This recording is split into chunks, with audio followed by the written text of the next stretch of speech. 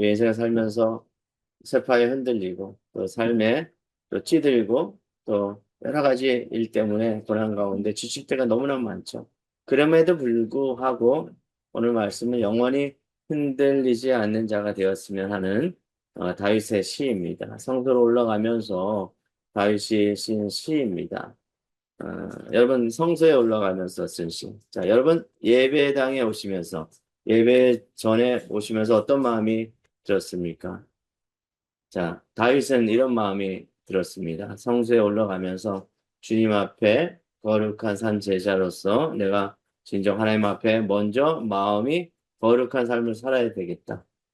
그리고 먼저 이렇게 주님 앞에 마음가짐을 새롭게 하고 예배 전에 네, 올라왔습니다.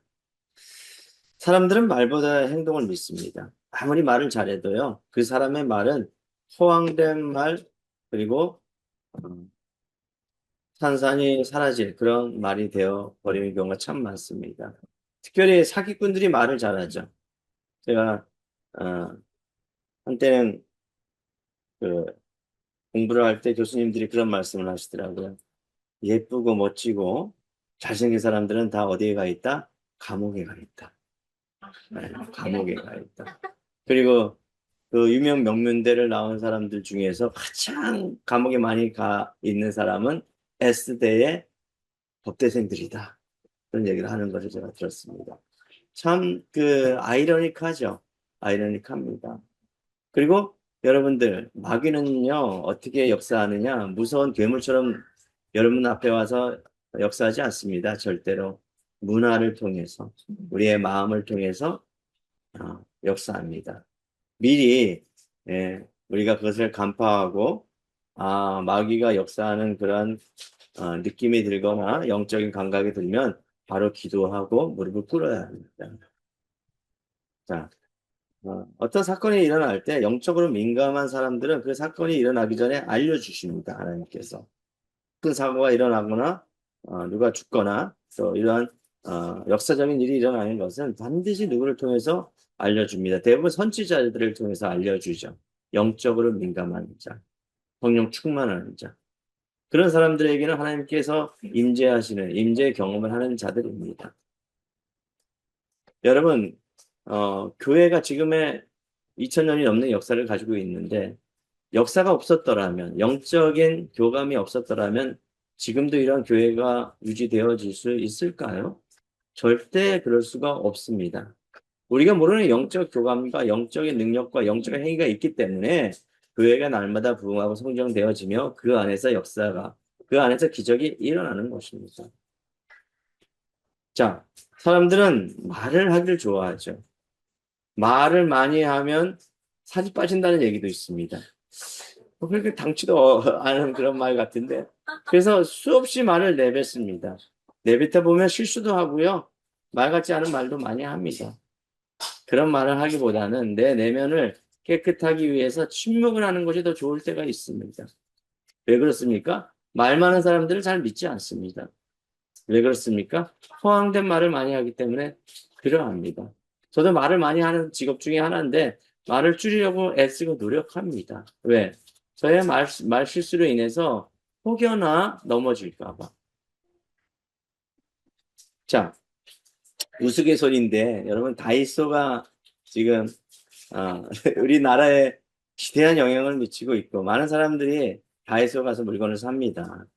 심지어 그 적절한 가격에 그 가격에 미치지 못하는 기업들이 너무나 많기 때문에 그 기업에 가서 물건을 삽니다. 그렇죠? 어저께는 또 쿠팡에서 큰 화재가 났습니다. 대형 화재가 났죠. 그죠? 사람들이 쿠팡에 집중된 이유는 무엇입니까? 저렴한 가격, 서비스. 그죠? 많은 문제를 야기시켜도 그러한 것들이 있기 때문에 사람들이 거기에 초점을 맞춥니다. 여러분 경남 어디에 더이소라는 기업이 들어왔답니다. 들어보셨나요? 더이소 처음 들어보죠. 네. 웃거나 말거나 여러분들은 뭐 상상에 맡기겠습니다. 그만큼 말이 즐비한 세상이 되어버렸고, 그죠? 그리고 저렴한 것이 그리고 가성비가 좋은 것이 세상에 판을 치는 세상이 되었습니다. 그럼에도 불구하고 여러분 아셔야 될 것은 말보다는 행동이 더 중요하다는 것입니다. 물론 말로 사람을 죽이고 살릴 수가 있습니다. 그럼에도 불구하고 행동하는 사람은 어디 가나 신뢰를 받습니다. 자, 한 회사가 있습니다. 손해를 감수하면서도 고객들하고 약속을 지키면서 그 신뢰를 극복하고 그 신뢰 가운데 결국 성공을 이루는 기업들이 있죠. 기업도 약속을 지켜 신뢰를 얻듯이 우리도 작은 약속을 성실히 지킬 때 사람들이 서로 믿고 신뢰를 할 수가 있는 것입니다. 여러분 존슨 앤 존슨이라는 제약회사 아시죠? 1982년 미국의 타이레놀 제품을 출시해왔는데 독극물이 섞여 있다는 그러한 사건들이 발생했습니다. 그래서 회사는 긴급하게 비용 손실을 감수하면서도 전국의 제품을 다 전량 회수했습니다. 소비자의 안전을 최우선으로 하겠다는 그 약속입니다. 이후 안전보장 시스템을 도입하였고 더욱 신뢰를 회복하여 지금은 세계적으로 유명한 제약회사가 되었다는 것입니다. 여러분 자동차 회사 도요타 아시죠? 도요타 그 회사는 품질에 문제가 발견되면 대규모 리콜을 실시하고 개선을 약속한답니다. 그래서 여러분들 도요타 그 차량은 비싸지만 그럼에도 사람들이 곽광을 받고 그럼에도 불구하고 그 차를 사용한다고 합니다. 이 도요타 회사는 문제를 인정하고 품질 개선에 지속적으로 투자한답니다. 여러분들 가운데 문제가 있으면 그 문제를 개선하십니까? 우리는 주님을 믿는 주님의 자녀입니다. 우리가 잘못하고 또 우리가 실수할 때 회개해야 합니다. 무엇보다도 하나님 앞에 무릎 꿇고 회개하는 주의 종이 되어지길 원합니다. 그 회개를 통해서 하나님께서 우리에게 긍휼을 베푸시고 은혜를 베푸셔서 회복해 하십니다. 어떤 문제가 있으면 주님 앞에 무릎 꿇고 나아가시기 바랍니다. 이 도요타 회사는 문제를 인정하고 품질 개선을 지속적으로 투자하고 세계적인 브랜드 차 신뢰를 유지하고 있습니다. 물론 지금 관리상의 문제가 있어서 그 문제에 있어서는 그들도 인정하고 개선하려고 노력하고 있습니다. 여러분 별 5개 그 별 5개를 유지하는 것은 그리 쉽지 않다는 것입니다. 오늘 시편 15편은 다윗의 시입니다. 이렇게 시작합니다. 누가 하나님의 임재 가운데 거할 수 있습니까? 1절입니다. 여호와여 주의 장막에 머물 자 누구 오며 주의 성산에 사는 자가 누구 오니까? 똑같은 말이에요. 주의 장막에 머물 자, 주의 성산 그 장막에 사는 자가 누구입니까? 누가 하나님의 임재 가운데 거할 수 있습니까? 누가 영적인 사람입니까? 누가 성령 충만한 사람입니까? 라고 물어보는 겁니다. 하나님께 나아가는 사람의 삶의 모습입니다. 여러분, 그럼 여호와여 주의 장막에 머물 자, 주의 성산에 사는 자, 주의 임재에 머무는 사람은 과연 어떠한 사람입니까? 여러분, 주의 성소에 머무는 사람, 하나님의 임재를 경험하는 사람, 주님의 음성을 듣는 사람, 그러한 사람이 되고 싶지 않습니까?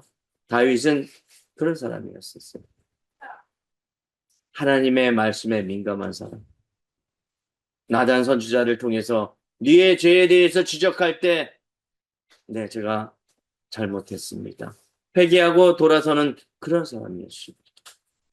그런 사람은 자, 첫 번째 마음이 진실한 사람입니다. 따라해 보시기 바랍니다. 마음이 진실한 사람입니다. 마음이 진실한 사람입니다. 또 한번 따라해 보시기 바랍니다. 마음이 진실한 사람이 됩시다. 마음이 진실한 사람이 됩시다. 여러분, 마음이 진실한 사람이 되시기 바랍니다. 무엇보다도 여호와 하나님께서 우리의 마음을 감찰하신다고 말씀하셨습니다. 모든 근원이 되어지는 것은 마음입니다. 마음에서 시작되어집니다. 그래서 내가 오락을 하거나 또 딴짓을 하면 그것은 내 마음에서 그것을 좋아하는 영이 그것을 하고 있는 거예요. 그죠? 마음이 그러한 영에 사로잡혀 있는 겁니다. 그래서 그 마음이 행위로 나타나는 것이에요. 오락을 하거나 내가 좋아하는 물건에 사로잡혀 있거나 또는 음란에 사로잡혀 있거나 권력에 사로잡혀 있거나 남들이 나의 이름을 칭송하는 명예에 사로잡혀 있거나 사로잡혀 있는 것이요. 우리는 하나님의 영에 사로잡혀야 합니다. 성령 충만한 사람이 되어야 합니다. 그 하나님의 영에 사로잡혀 있으면 이 모든 것들이 헛되도다라는 솔로몬의 고백이 되어지는 것입니다. 솔로몬이 그것을 경험하지 못해서 그것이 헛되다고 얘기하는 겁니까? 다 경험하고 나니까 아무 쓸모가 없다. 여호와를 경외하는 것이 지식의 근본이다라고 말씀하시면서 성령 충만을 구했다는 것이에요. 여러분, 성령 충만을 구하시기 바랍니다. 성령 충만을 구할 때 내 마음 속에서 그 사로잡히는 그 평안은, 그 기쁨을 세상 어떠한 것들도 바꿀 수가 없습니다. 제가 차 사고가 나서 피로 시작하는 그 차를 잠깐 탔어요. 그 차가 제 차인 줄 알았어요. 근데 한참 타고 지나가고 너무 좋았어요. 근데 어느 순간 거기에 저도 모르게 길들여지더라고요. 길들여지더라고요. 그러니까 아무것도 아닌데 그 아무것도 아닌 거에 사로잡히는 거예요. 그래서 일주일 동안 그 사로잡혀서 제가 살았습니다. 그리고 다시 제가 끌던 차가 제 수중에 딱 들어왔을 때 얼마나 좋은지 몰랐어요. 마음도 평안하고 덜덜덜덜 대고 소리도 나지만 그럼에도 불구하고 하나님께서 저에게 주신 이 차 너무나 감사하더라고요. 잠시뿐이에요. 그것도 잠시뿐이에요. 우리가 더 좋은 것을 먹으면 기쁠 줄 알죠. 소화불량, 그리고 과다, 너무 많이 먹으면 당뇨까지 옵니다. 손발까지 잘려야 될 수도 모릅니다. 여러분, 무엇을 향해 살고 있습니까? 무엇을 향해 살아가고 있습니까? 자, 오늘 말씀에 이렇게 말하고 있습니다. 2절입니다. 정직하게 행하며 공의를 실천하며 그의 마음에 진실하며 이렇게 나와 있어요. 틈없이 행하며를 실천하고 마음에 진실한 자를 말하고 있습니다. 그런데 제가 곰곰이 생각해 봤어요. 이것은 무엇에서 오느냐? 정직한 것도 공의를 행하는 것도 다 마음에서 온다는 것이에요. 그죠? 여러분, 하나님의 말씀은 우리의 마음을 판단하고 또 우리의 생각을 살피신다고 말씀하셨습니다. 그죠? 하나님의 말씀입니다. 그 말씀이 마음속에 새겨지고 그 말씀이 내 안에 거할 때 성령 충만할 수 있다는 것입니다. 내 안에 주님께서 거하실 때, 주님과 날마다 동행할 때 정직하게 살아갈 수가 있어요. 예수님과 날마다 손을 붙들고 살아갈 때에 내가 공의를 위해서 살아갈 수가 있다는 것이에요. 죽음도 두려워하지 않을 수가 있어요. 여러분, 12제자가 어떻게 돌아가셨어요? 주님의 품으로 들어갈 때 한 명도 그냥 제대로 순교하지 않은 사람이 없어요. 그죠? 하나님 앞에 그렇게 순교당하면서도 저 하늘나라를 꿈꾸며 당장 주어질 영원한 그 장막을 꿈꾸며 살았다는 것이에요. 그래서 우리는 마음이 진실해야 합니다. 무엇보다도 내 마음을 잘 가꾸시기 바랍니다. 마음을 잘 가꾸기 위해서 기도하는 거고요. 마음을 잘 가꾸기 위해서 여러분들 글을 쓰고 말씀을 이렇게 써보기도 하고 마음을 잘 가꾸기 위해서 우리가 몸도 정결하게 하는 거예요. 그러면서 이렇게 말합니다. 5절입니다. 이자를 받으려고 돈을 구워 주지 아니하며 여러분들 그 돈을 빌려줄 때 다급할 때 이자를 받으려고 돈을 구워주는 사람이 있어요. 근데 하나님 안에서는 이자를 받으면 안 된다는 것이에요. 그냥 돈이 필요하고 궁한 사람이 있으면 그냥 어떻게 해? 그냥 빌려줘라.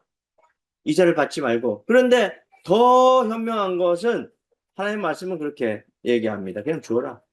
줘라. 내가 받지 못할 거라고 생각하고 그냥 주어라. 그러면 내 마음이 편안해집니다. 그걸 받으려고 애쓰고 전화하고 왜 안 줘? 멱살 잡고 네가 사느니 내가 사느니 이렇게 해봤자 내 마음만 다친다는 것이에요. 처음부터 줄 것 같으면 줘라.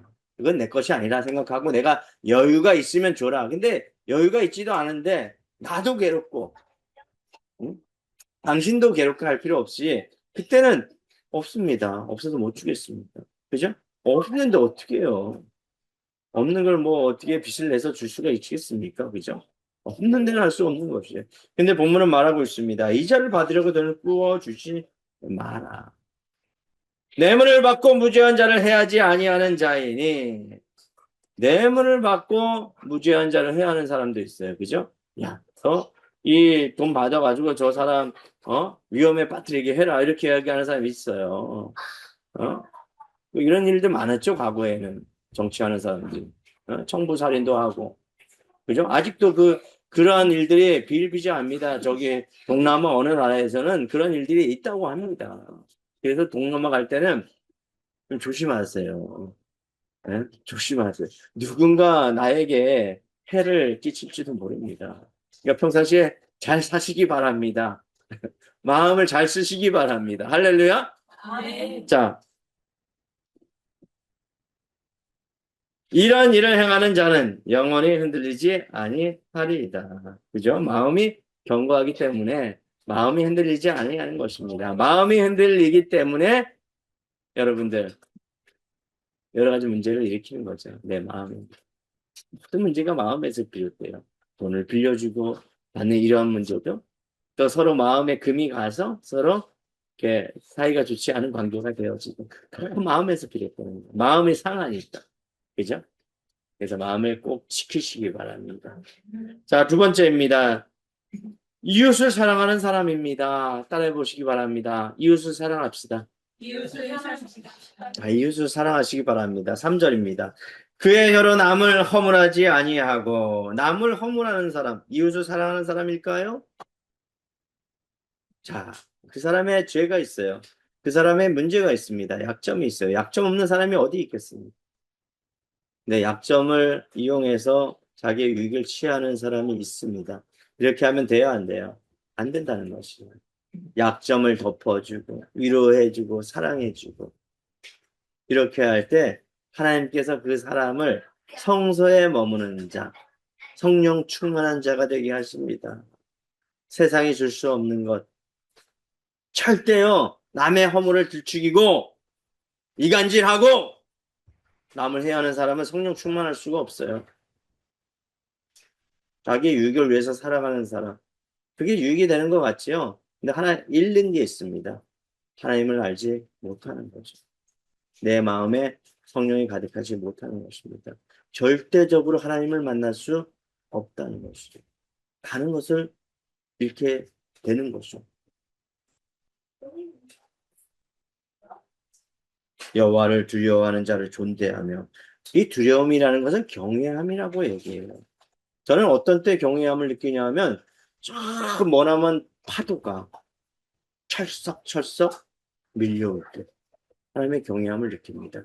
끊임없이 밀려오죠. 여러분 밤잠을 설쳐본 적이 있습니까? 바닷가에 가서 끊임없이 철썩철썩 끼룩끼룩 하면서 파도가 밀려와요. 저는 경외해요. 놀랍다.